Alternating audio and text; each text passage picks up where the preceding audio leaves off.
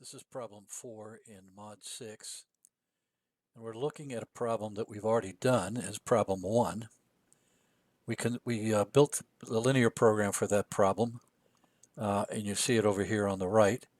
And now what we're going to do is we're going to solve that problem and ask some questions about sensitivity analysis.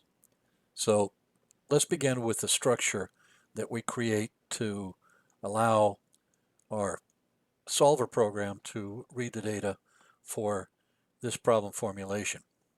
You can see over here I've got an area where I've got values that are contributing to our objective function. Here's our objective function. It's a sum of these rows, which are, if you look at each individual value in a row, here is a row that is O4 times N4. So the number of projects that are selected, these are going to be the changing cells where we're going to make our changes, times the revenue, and that's going to give us a value that contributes to the maximization of this objective function. So these are the values that are going to be changed. You know that in the beginning I set these all to 1 when we don't know the solution, and then we can apply the program and it'll change these values to optimize the solution given the constraints. So what are our constraints? Well, there's some resource constraints, but there are also project availability constraints, and the project availability constraints are associated with a number of projects that are in fact available. We've got 25 of project 1, 30 project 2, etc. And so these variables over here, these are going to be the right-hand sides, cannot be greater than, must be less than or equal to the right-hand side. So here are 4 variables that I need to put into my system. Additionally, there's some resource constraints, and the way we calculate our resource constraints is we multiply the number of resources used by an individual project, multiply them together, and here's the total resources used. You can see it's the sum of the product of 04 to 07. 04 to 07 is this column of numbers times L14 to L17 times this column of numbers. So each one of these projects uses a number of units of resource A, and we've got to make sure that we don't use any more resources than the right-hand side. The right-hand side is 450, 940, 360, and 285. That's what we have available in terms of resources. And as we change our project values, these will change, but we cannot exceed these values. So here's my left-hand side, calculated as I increase or change the values of the projects. And here's my right-hand sides, which are the given values that I cannot exceed, just like these are right-hand sides here for the projects availability, 25, 30, 45, and 53. So let's open up data,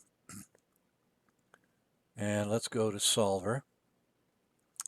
And we can see that what we've got in here is our set objective. Here is our objective function, P8, and well, we were changing the cells 04 to 07, and then we put in our constraints, and you can see the first 4 constraints are associated with our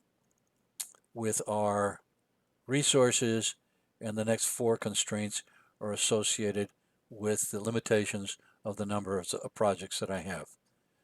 We're maximizing, make sure you hit that. We don't want to minimize, we got to maximize, and we're using the simplex method.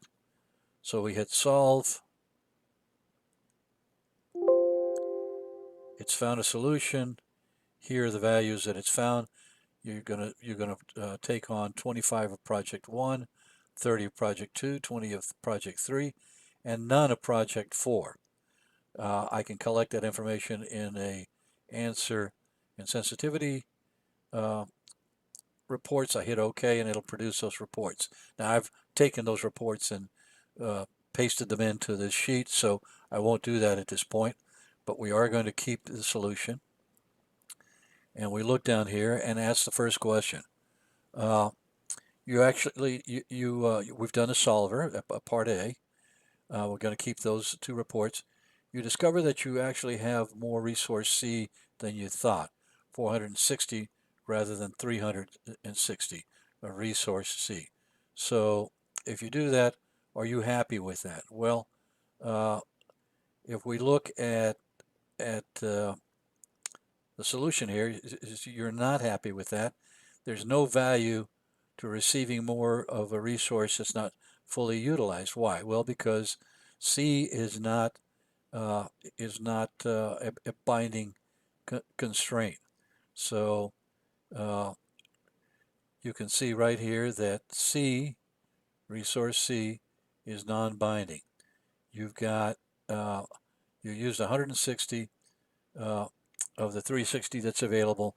You're getting more, but if it's non-binding, in other words, there's no value to an additional unit, you're unhappy with that. That's not of any value to you. So there's no value receiving more of a resource that's already not fully utilized. It is non-binding. There is slack. There's leftover material. So you just get more material that's going to be left over. Question C. Question C asks, is there a resource that will be of value to you in the objective function if the right-hand side of the constraint can be increased by a certain amount?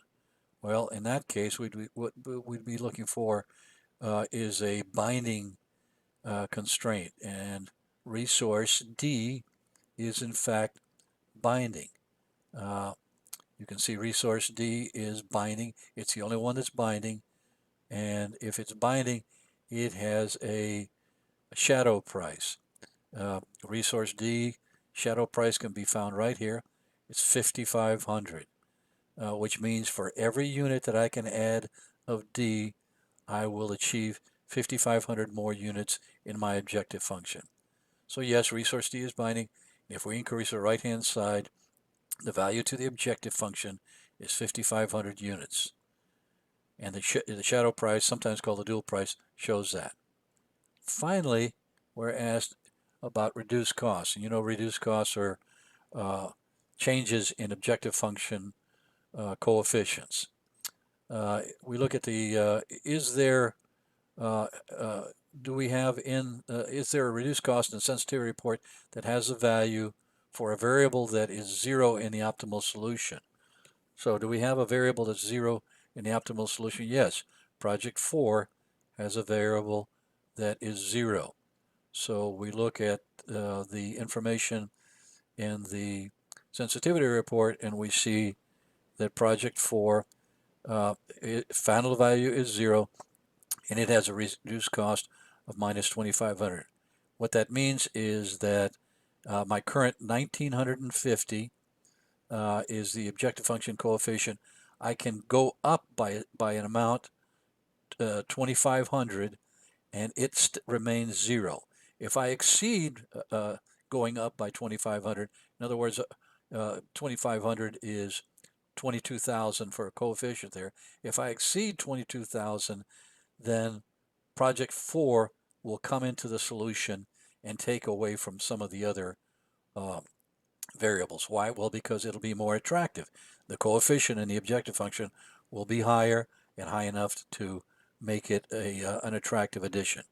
So yes, type 4 is not in the solution, but the objective function is changed from 1950 to 2200. It will enter the solution. All right, that's part 2, problem 4, in Mod 6.